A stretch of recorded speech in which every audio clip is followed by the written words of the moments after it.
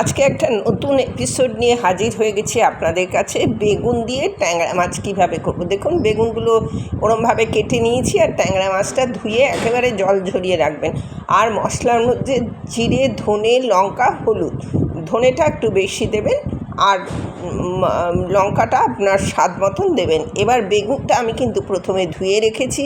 আমি ধোয়ার পরে আর বেগুন দ্বিতীয়বার ধুইনি, তার কারণ হচ্ছে বেগুনে একটা প্যাতপ্যাতে ভাব এসে যায়। আর হলুদ আর নুন দিয়ে আমি মাখিয়ে রেখেছি, আর মশলাটা জল দিয়ে গুলে রাখছি। বাটা মশলা সবসময় জল দিয়ে গুলে রাখবেন, তাহলে কিন্তু সেই জিনিসটা অনেকটা ভালো হবে। এই হলুদ আর নুন মাখিয়ে এটাকে রাখছি, কারণ এটাকে ভাজতে হবে। মাছটাও যথারীতি হলুদ আর নুন মাখিয়ে নিলাম। এইভাবে ভাজবেন জল ঝরিয়ে, তাহলে দেখবেন ভালো ভাজা হবে। কড়া বসিয়ে দিয়েছি, যথারীতি কড়াতে তেল দিয়ে দিয়েছি। প্রথমে আমি বেগুনটা ভেজে নিলাম, আপনি প্রথমে মাছটা ভাজতে পারেন, কোনো অসুবিধা নেই। বেগুনটা আমি তেল গরম হয়ে গেলে, কড়া গরম হলে তেলটা দেবেন, তাহলে বেশি ভালো হয়। এবার বেগুনটা দিয়ে দিয়েছি, আর কড়া গরম হলে আপনি তেলটা দিলে তেল বেশি টানবে না, এটা একটা টিপস। আর বেগুনটাকে একটু ভালো করে ভেজে, বেগুনটা আপনি একেবারেই ভালো করে ভাজতে পারেন, শেষে দেবেন। আমি একটু কম ভেজেছি, মানে 80% 20% রেখেছি। ভাজাটা তুলে নিলাম।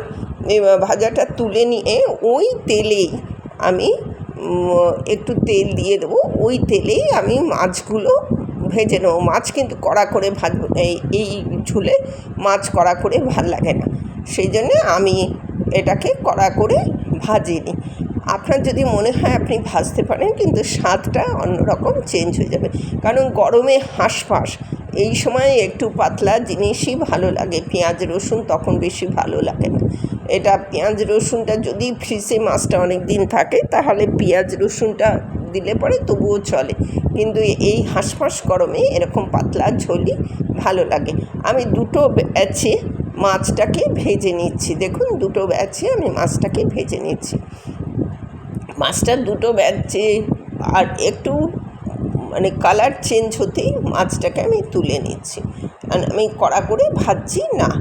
এবার আমার এটাও প্রায় হয়ে এলো। দেখুন মাছটা। বাই দ্য ওয়ে, আমি নূপুর, আপনারা দেখছেন smile with Nupur and Tania. Please একটু সাবস্ক্রাইব করে দেবেন, বেল আইকনটা টিপতে ভুলবেন না। লাইক শেয়ার করে পাশে থাকবেন। নিত্য নতুন রেসিপি পেতে আমার চ্যানেলটাকে সাবস্ক্রাইব করে রাখুন।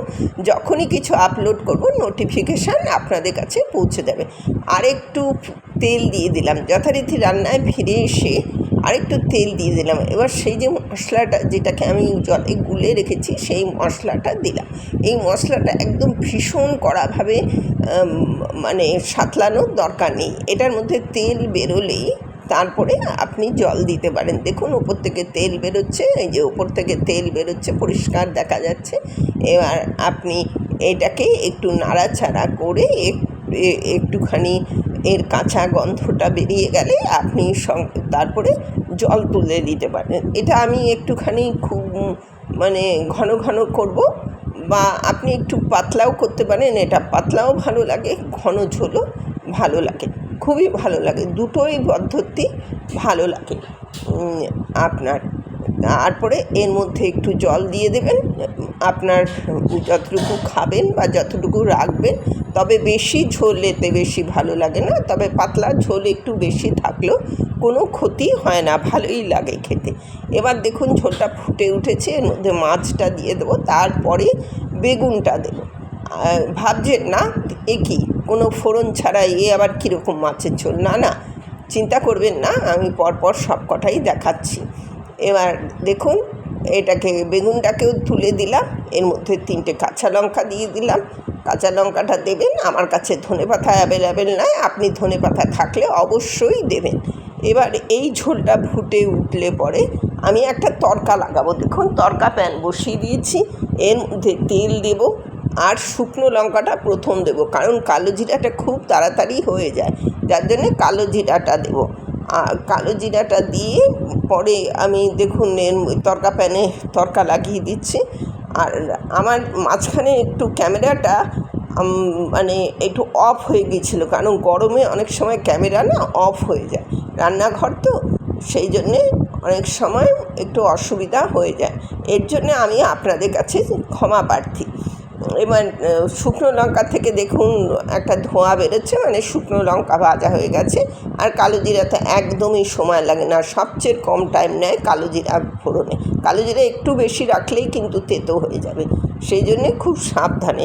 এবার তড়কাটা আমি লাগিয়ে দিচ্ছি, তড়কাটা দেখানো হয়নি। এতক্ষণ আমার সাথে